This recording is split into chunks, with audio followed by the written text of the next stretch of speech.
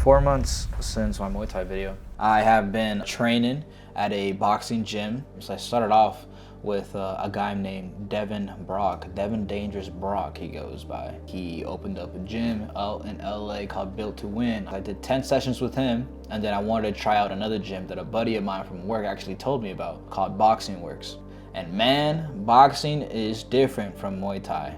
I'm learning the importance of footwork when it comes to boxing. I'm also learning the importance of defense. It's a little bit of an update right there in the sense of like my boxing. I've been in a phase of filming everything, and now that I've accumulated quite a bit of footage of stuff I've been doing, I want to put it all together so you guys could see how my life has been the past 4 months. There is a video I want to show you guys today from a content creator by a guy named Peter McKinnon. He has over 5.95 million subscribers. He is the GOAT. He said some things that I think would really resonate with you if you're somebody who has a goal or something you want to strive for but can't seem to find the consistency to do it. So yeah, let's hear it out of the GOAT, Peter McKinnon himself. What's up, everybody? Peter McKinnon here. Welcome back to yet another video. I was texting a friend some advice and I thought to myself, man, I should take that advice personally. Like I should take it myself. I don't know if you ever have those moments where you say something and you're like,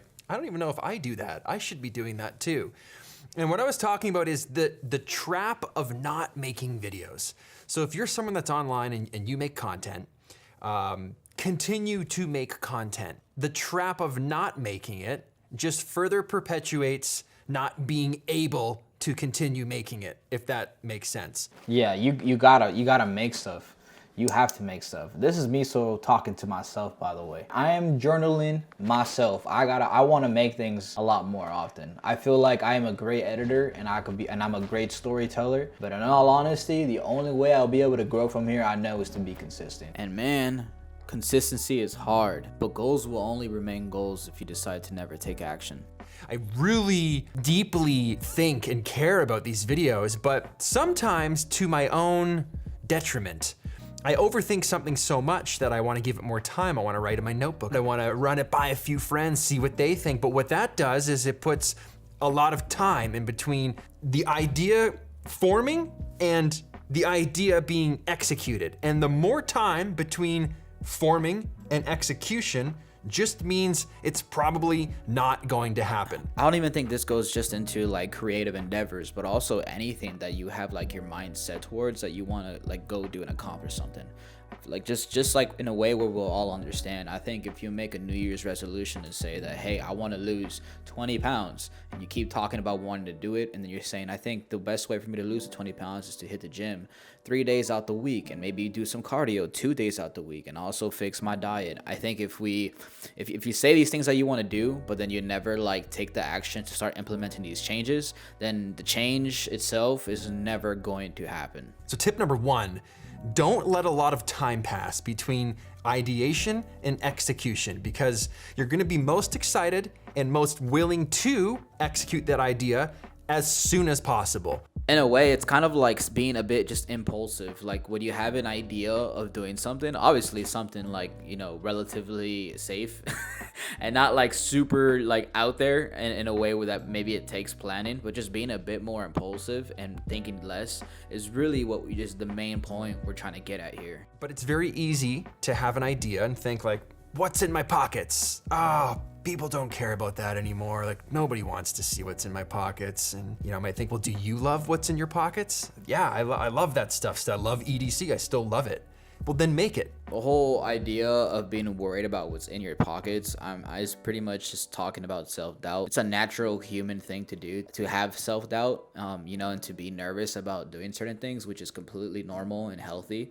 But I think the best way to go about your self-doubt and nervousness is just acknowledging that's how you feel, and then once you acknowledge it, take those small steps to go towards that goal you set for yourself. And with every little thing you're accomplishing, you're gonna look back and be like, damn, I'm actually out here doing it. Like I'm actually out here taking off the training wheels and actually like going forward without needing nothing to balance my weight, so yeah, man, just get that self-doubt out of you.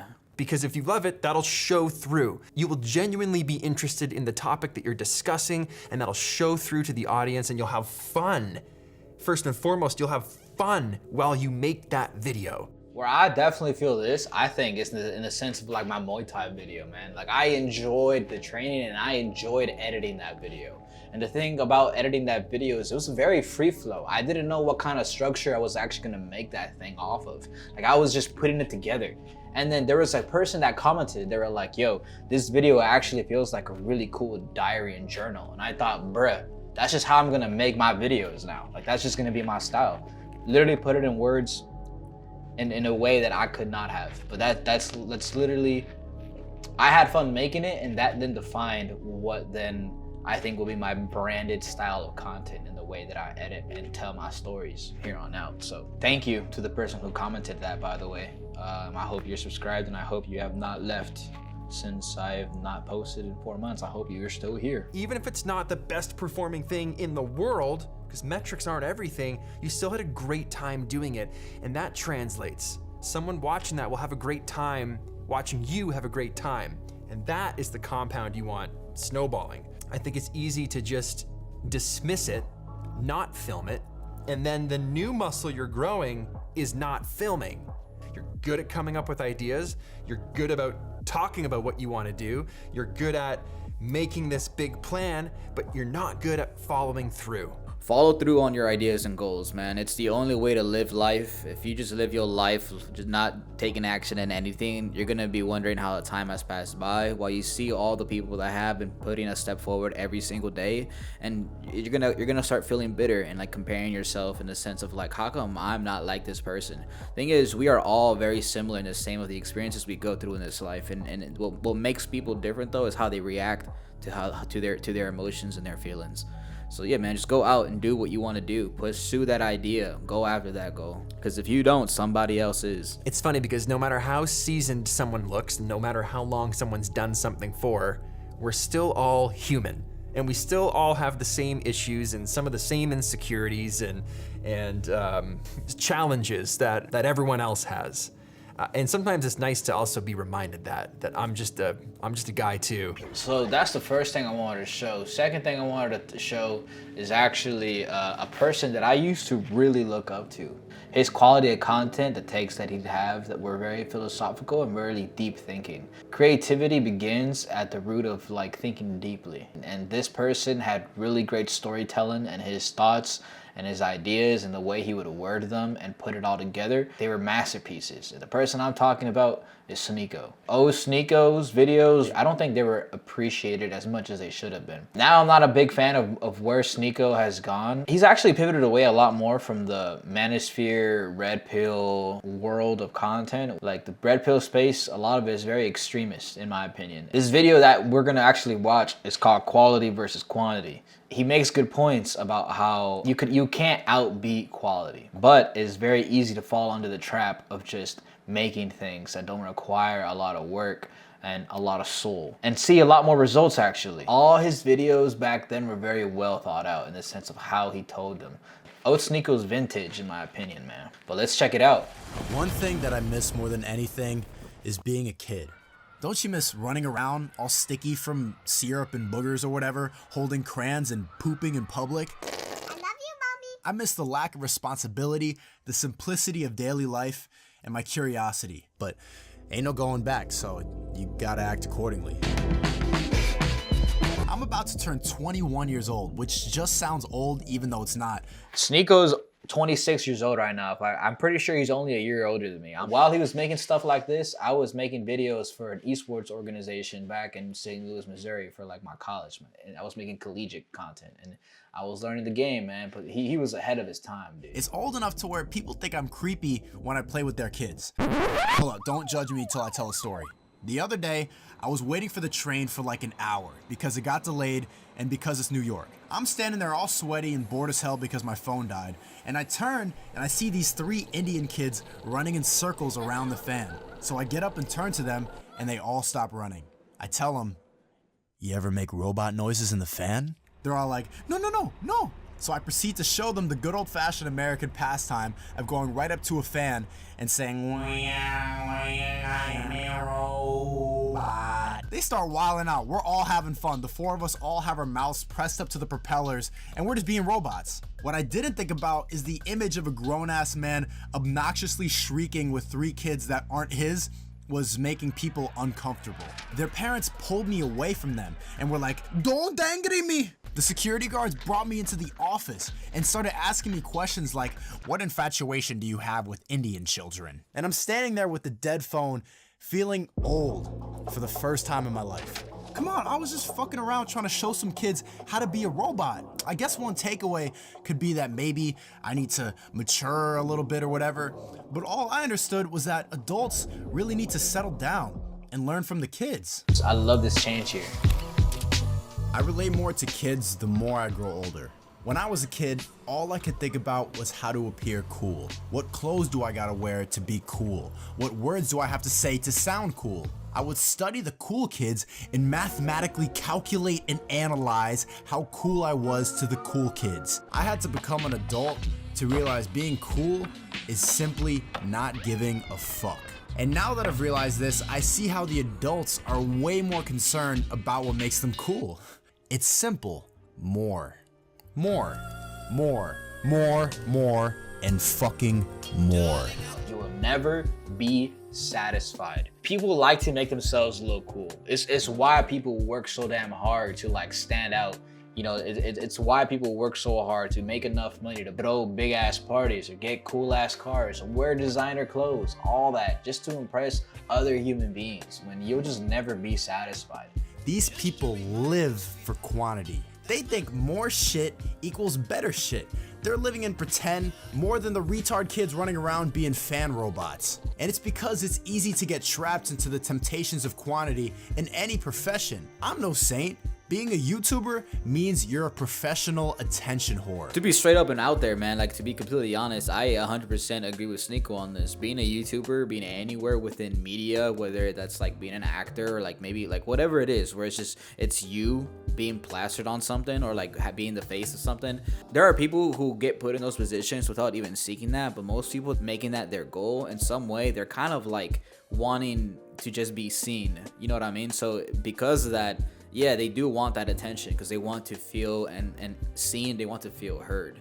But it's true though, like it's funny in this business, the more eyes and more people looking at you, the more people talking about what you do, it's just gonna bring in more opportunity for you to be able to do it full time and like be successful off of it. So it's kind of like, I agree, but it's also really important to have a balance of like not wanting to be seen mainly off of a sense of just wanting to stroke your ego. More eyes equals more money. You people really have no idea how much money is really involved in this business. For real though.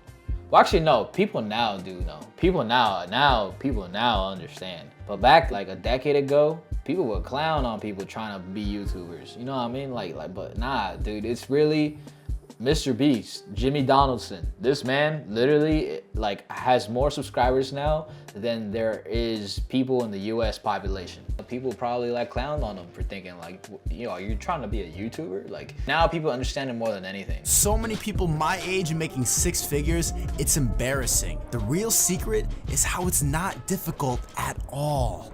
Go to any celebrity Wikipedia page and copy paste 10 random sentences. Top 10 Cardi B facts you need to click on. 2.6 million views and 60 racks in your pocket. Anyone can do it. This is where I think you could go down a path though, where there's no originality out of like what you bring to the table. I think it's a lot easier to make things that obviously like are trending. It's basically saying like it's easier to just follow the algorithms and just create simple little things that will already pull from audiences of somebody else. Like Cardi B, it's Cardi B audience coming to your channel to watch those videos. But like you building something for yourself takes a lot more of work, takes a lot more originality and a bit more of a risk taking, in the sense of like you're risking the time you put into making the video, you're risking the time you put into, you know, developing yourself on camera, you're risking all that, the editing, everything, and not even knowing if it's gonna come back and actually pay dividends. But it's just a matter of just putting your foot down on the gas and keep going without even like trying not to care too much about what the possible outcome can be. The fine balance of like what helps you stand out and be original, as well as what is sustainable for what you're able to put in the sense of time and energy and effort, you know? So talking out loud, but hey, learn along with me. I think we're all instruments of creativity. If you're somebody who doesn't believe you're creative, I just think you haven't given yourself the time to discover what your creative gifts and talents are. And creativity doesn't necessarily just mean, I am a great drawer, writer, editor, filmer. It could be through the simplest of things. Creativity comes in the way you speak to people, in the way you cook, in the way that you work, in the way that you just interact with the world. Like, We are all instruments of creativity. Right now, with the amount of eyes I have on me, I could fart out 7 videos a week, make them all 10 minutes long so YouTube would let me spam the mid-roll ads for shitty mobile games. But what's the fun in that? I would hate my own videos. People would know that I'm only in it for the money. Obviously, it would be dope as fuck to be rich at 20. Obviously, duh. But I wouldn't find any fulfillment in it. And it would turn something that's a lot of fun into a job. Quantity isn't going to impact anyone, and most importantly, it's not gonna make you happy. Quality, however, is not easy to attain. It's not easy to suck ass at something for years and years and years until you finally become good enough just to support yourself doing it. yeah, it's not easy to like make something for a while and not make a living off of it, but just having to go through that phase of just like developing that muscle, developing that flow of just like, this is what I'm really good at, but I'm good at it because I put X amount of time on it before it even like took off. You know what I mean? And that's where you gotta have that passion, that love for it. That's why it's you need it. If you're gonna go anywhere with what you want to do creatively, whether it's YouTube or maybe writing a book or whatever, you gotta love what you're doing in order to do it. Because if you don't make money off of it, you still gotta live with that being the possibility and be okay with that. Because understand that you did it out of the love and passion you have for it, out of your heart, man. So it's not easy to sacrifice those smoke sessions with your friends so you can get some work done. And it still fucking sucks waking up to a cold shower and going to the gym. But when you actually start taking these steps, you see yourself start walking a little taller. And you don't want to get cocky. No, don't get all Hollywood yet just in case some shit doesn't work out. But you start seeing how dumb these adults look. You see them hunched over, neck at a 90-degree angle, scrolling on their phone, looking at nothing. You start looking around more, and you get kind of sad because there really is no stopping the temptations of quantity. Like, there's already so much trash in the ocean that when you use a paper straw, someone's inevitably gonna be like, like your paper straw is gonna change anything. And no, it probably won't. But that mentality alone is dangerous. And for some reason, there's still an article every month in the New York Times questioning, why is there a crisis of depression? Why are people unhappy? If you just turn left for a second, you'll see the solution with the kids who have literally become robots with just a fan. That's quality over quantity. Man, dude, Old Sneeko was just so talented. I started reading this book. My friend Taylor recommended it to me, and I actually got it for Christmas. It's called The Creative Act, A Way of Being by Rick Rubin. Creativity is not a rare ability. Now, that's not off the dome, but like I said, it's in this book, but I got it highlighted. But this is my take on this, okay? I believe that we are all created in the image of God. So if we are created in the image of God, the man who created the world, the universe, the heavens, the skies, the ocean, everything, if we're created in his image, then we all are also creators. Obviously, we cannot create a whole world. Like, I can't just create a whole planet, right? But we all have something unique about us. Discovering like who you are as a person is the only way you'll discover what those talents and skills are. Anyways, thank you so much for watching this video. Like, comment, share, subscribe. I am saving my money right now to go to Mexico. I'm saving my money to go back to Thailand, but all that's gonna take time because I'm a grown-ass adult with responsibilities and bills to pay. So if y'all could help me by watching me, giving me your time, you'll help me get there, man. But anyways, y'all have a blessed night, and I'll catch y'all in the next one. Peace.